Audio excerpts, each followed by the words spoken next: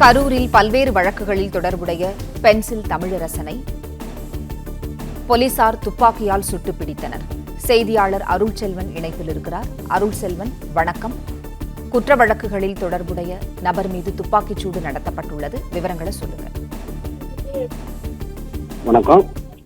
கரூர் மாநகராட்சிக்கு உட்பட்ட light house corner பகுதியில் முந்தா நாள் முன்தினம் இரவு பேருந்துக்காக 2 பேர் காத்திருந்தனர். அப்போது அங்க வந்த ஒரு கும்பல் ஒருவரை பலமாக தாக்கி விட்டு அங்கிருந்து தப்பி சென்றது. இதனைத் தொடர்ந்து அங்கு வந்த கரூர் நகர போலீசார் அங்க இருக்கக்கூடிய கண்காணிப்பு கேமராக்கள் மூலமாக ஆய்வு செய்தல பென்சில் தமிழரசன் உள்ளிட்ட அவரோட நண்பர்கள் தாக்குதல் ஈடுபட்டது தெரிய வந்தது.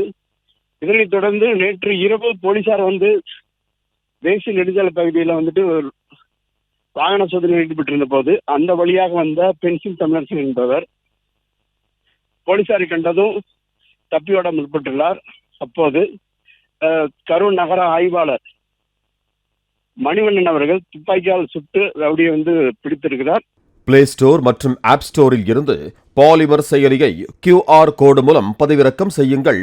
செய்திகளை உடனுக்குடன் பெறுங்கள்.